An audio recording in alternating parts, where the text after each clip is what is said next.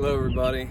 So today I am going to begin a video series about playing golf. I have been playing golf for about 30 years. I am actually a scratch golfer, and so I'm going to share with you things that I've learned along my 30-year journey of playing the game.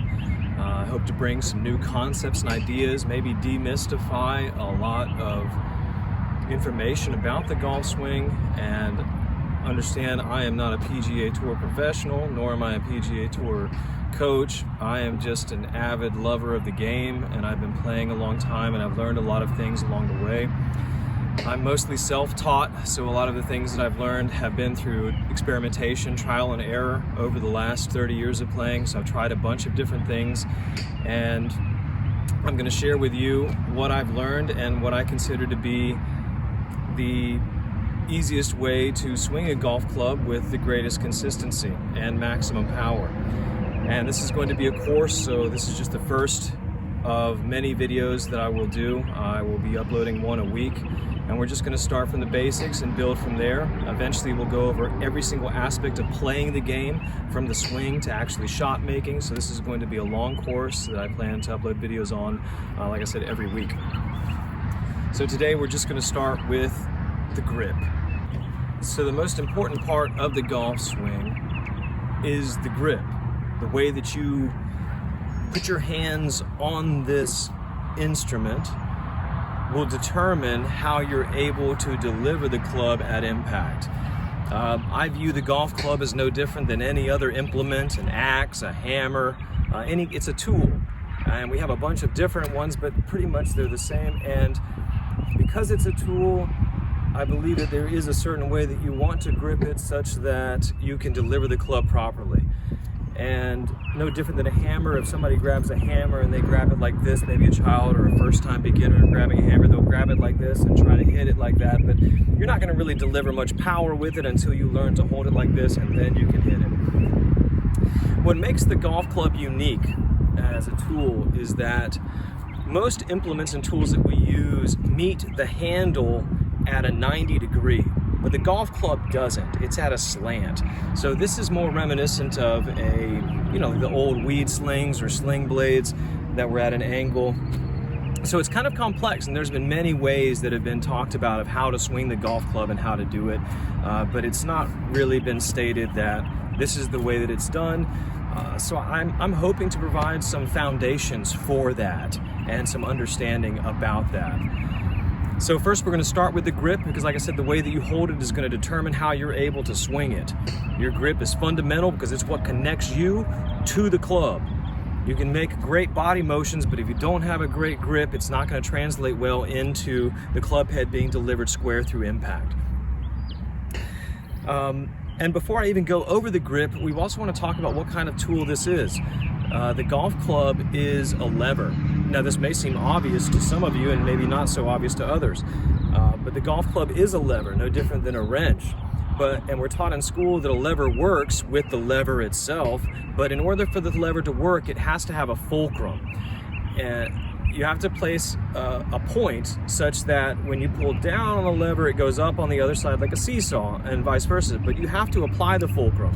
And when you see the golf club by itself, there is no fulcrum. Therefore, we provide the fulcrum on the lever, on the club, when we put our hands on it. And the fulcrum is going to exist somewhere in between the two hands, such that the point of rotation is here, like so. So the fulcrum is going to be somewhere in between the two hands. The left hand works by pulling the lever and activating the club, like so. In order to hit great golf shots, you want to use this as a lever and understand that it is a lever. You want to activate this lever because that's where your power is going to come from, your speed. Yes, you need big muscles. You need to be strong in the back, strong in the chest. You don't necessarily need big muscles, but you need to be somewhat strong to be able to support the speed that you want to deliver. If you want to deliver more speed, you're going to need to be stronger, obviously. Nevertheless, you can still create quite a bit of speed just by using the idea of the lever itself. So if you were to consider me moving this club, obviously if we want to hit it as far as possible, we need to swing it as fast as possible, because speed, club head speed, will translate into ball speed, which will translate into distance. So consider that I wanted to move this club from, anywhere in my backswing to this point. There's a couple of ways to go about this. I could wave it with my arms like so, which is not very fast or powerful at all. Even if I try to do it very fast, it's just not very fast. I can move it with the rotation of my body, a unit turn, which is definitely stable and strong, but not fast. Now consider that I can do the same thing like this. Now this is very fast and requires very little energy from me. This is how the lever works. I can go from this position and hit the ball very quickly with power without doing much, just activating my wrist joints and my hands and using this lever. Essentially, I'm pulling on the lever this way and providing the fulcrum with my right hand to slap the ball. And then when you combine this with this motion, then it becomes quite powerful. That's a good strong motion there. That's going to be a strong slap. So this lever activation is what we're going for. If your hands are not properly on the club, you will not be able to do this. So now we'll go over the grip and how to put the grip on such that you can begin to activate this lever. To put your hands on the club, first we'll put the left hand on. In order to put your left hand on the club, the most important part about the left hand is that the heel pad of the left hand is on top of the club. We do not want the club traveling through the palm of the hand or through the meat of the hand. We have to have it much in the fingers where the palm is on, the heel pad of the palm is on top of the club. In other words, you need to be able to support the club like so. The weight of the club is pushing up on my heel pad and I'm holding the other end with my finger there. This creates, it's very easy to support the weight of the club this way because I'm just using a lever to hold the lever. And then I can wrap my hand around it. Notice there's a big space in here in my hand and the club is much in my fingers. This allows the club to rotate freely and come over to release the club. If the club is through the hand like so, through the palm, through the pad instead of on top, under the pattern, then you cannot release the club properly. It will not move in your hands the way it needs to. It can only move in the hand if the club is in the fingers. So the club needs to be in the fingers, therefore the hands are essentially, the palms are on top of the club, not through the club. This is the opposite is true in putting, but we're wanting to hit long shots at this moment, so we want the heel pad to be on top. I really feel like I'm moving my wrist this way to get that heel pad on top of the club so that I can support it like this. Also notice that my hand on the club is slightly tilted towards this side. My hand is going this way. The hands naturally stand at your body. When you are neutral, your hands fall like this, not straight. So you want to put your hands on the club such that in a neutral position, they're straight. So I want to put my hands on the club so they meet like this. In other words, the left hand goes this way and the right hand goes this way. Many would call this a weak right grip, but I'm considering this neutral because my hand naturally falls this way. This would be way strong. This is how most people grip the club, with the left hand over and the right hand under. However, this is going to cause a lot of impediments in the way that you're able to swing the club. I'm not saying you can't hit it, I'm just saying to deliver the club with its maximum potential, the hand needs to be on top of the club like this. So the left hand goes on the club like so. And when you put your hands on your club, you want to have a certain semblance of what is straight. We always use the leading edge of the golf club to determine where the ball is going to go. The ball will always travel perpendicular to this leading edge. We never look at the top edge of the golf club. We never look at this because it's slanted. We always look at the leading edge. So you want to hold the club straight out so that it's straight up. This is left, this is right, straight up.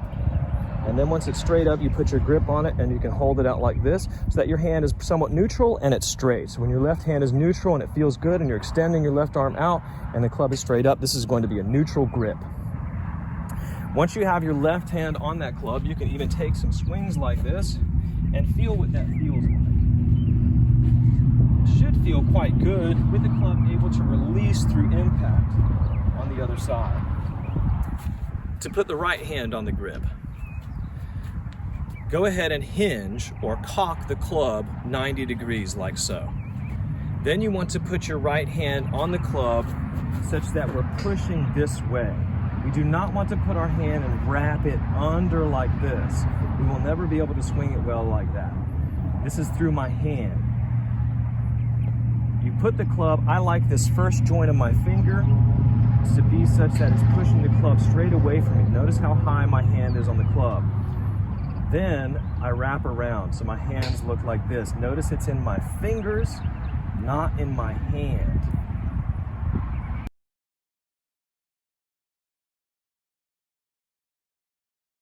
Now my hands are on top of the club. They're both on top of the club.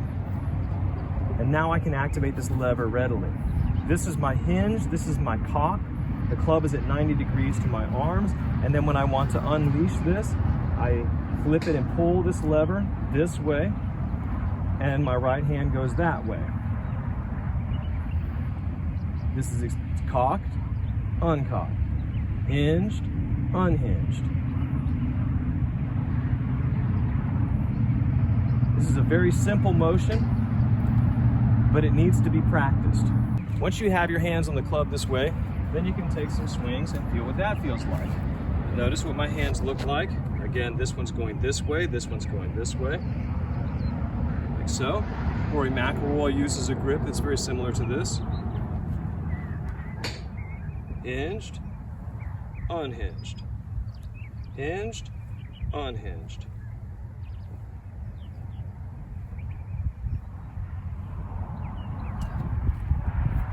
Once you can establish a grip like this, then your swing will develop around this. Your grip will dictate how you're able to swing and hit the club, so you want to establish a very, very good grip from the beginning. Also because the grip is one of the hardest things to change about your swing. If you're accustomed to gripping it a different way, changing the grip can be extremely difficult to change, and you will not want to revert back or to change your grip because it will feel so uncomfortable. Nevertheless, if you want to hit the ball really well, you will need to grip it this way because it's essential so that you can release the club. If the club is in the hands, you will not be able to release the club with the ease at which you see me releasing the club there. If it's in the hands or under, it doesn't work as well. It will not move as well until the club is in the fingers.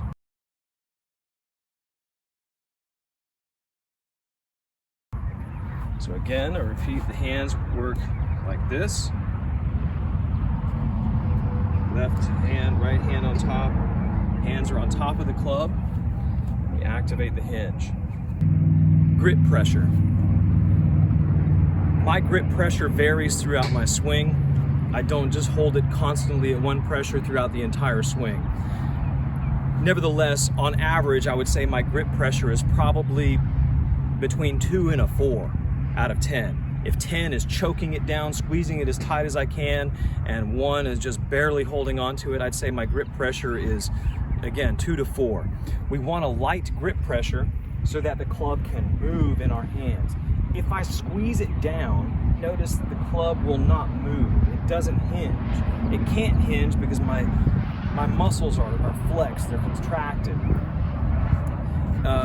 Generally speaking, in the golf swing, we want to be relaxed. Relaxation is quickness, relaxation is power, tension is slow.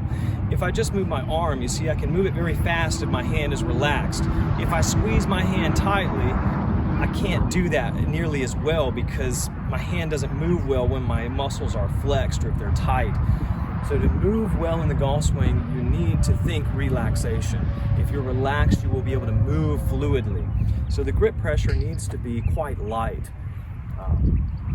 Again, about a 2 or a 3, 4 on the squeeze index out of 10. so that when you move, the club can flex and go in its position in the back.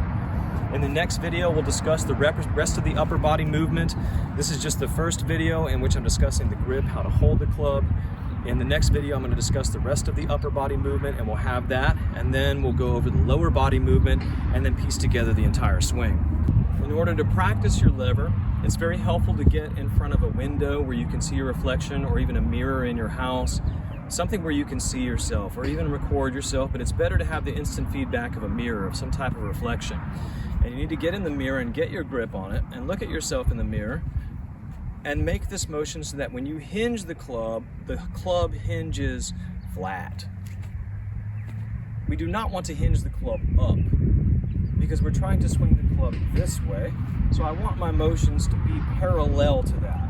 I don't want any perpendicular motions to that, because at some point then I would have to drop it back down to then sling it into the ball. It's better to have all of these motions working in parallel, not against this or perpendicular to it. Many people think cocking the club is picking it up like this. You can cock it that way, but we don't want to cock it that way, because then we're going to have to cock it back down and then hit it. I mean, like a baseball swing, where we have to drop the bat down and then hit it. In golf, we don't have to pick it up because we don't have to hold the bat up, and the club is not that as heavy as a bat, and we're not waiting for a pitch. We can keep it straight and move it straight. We can start the club out on the path we want it to go. So you can practice your hinge just with your hands. Practice this by pushing your hand forward like you're throwing a jab with the left hand. When you hinge the club properly, there will be a slight flex in your left wrist, not like this. This is no good. Just like that. Just a slight flex. This is a proper hinge, and the right hand is like this. And then we unhinge, and the club passes under my arms.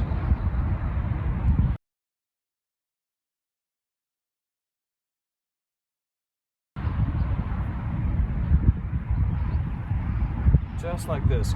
So when you're practicing this, look in the mirror and make sure that when you hinge it, it's hinging to the side and level. Think about swinging this on top of a tabletop, and you're just trying to keep it flat, straight. I know you don't want to hinge it like this, that's crooked. If you hinge it like this, when you unhinge, it's going to cut across the ball, slicing it. So practice your hinge such that you can hinge it and it hinges straight like this. The tendency is, if the right hand is too far under the ball, under the club rather, like this, like most people grip, then when you hinge it, you'll notice when I try to hinge it like this, the club tends to come up. It's difficult for me to keep the club going down with my hand under, because the hand wants to pick the club up. This is why the hand needs to be over the top, so that the club can relax and fall down and not go up. We want to keep the club down below us and not up, because if the club comes up, then when we go to swing, we'll be cutting across the ball like so. We don't want this motion. We don't want to chop the ball. We want to sling and slap the ball like this. So I'm cutting in here. As I was beginning to edit the video, I realized that I had forgotten to show you exactly how to hinge the club. So the club cannot hinge unless the right arm bends. And you can think of this as a karate. They tell you, you start like this, but alternating the hands so the club hinges with the right arm coming under. This is a powerful position here. They always say keep the right elbow tucked, just because this is a powerful position. So when you cock the club or hinge the club, it cocks like this. So once you have your grip on the club, we can cock it like that. Notice that my right arm pulls in and it pulls the club back. Simultaneously, the left arm goes out. But really just the right arm, the left arm is holding straight. The heel of the right hand does come around, but the right hand, just bringing the elbow in, hinges the club. And then extending the arm, unhinges the club, like so. So you can think about this like that.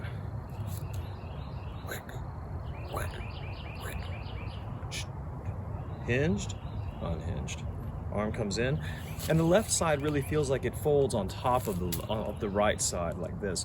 And of course I'm speaking from a right-handed golfer's perspective because I am right-handed, but of course this would just be all reversed for a left-handed player. So When I hinge it, the right arm comes down and in, and the left side goes on top of the right side, almost like turning your car. Turning the steering wheel like this. Unhinge, hinge, unhinge. Collapse, extend.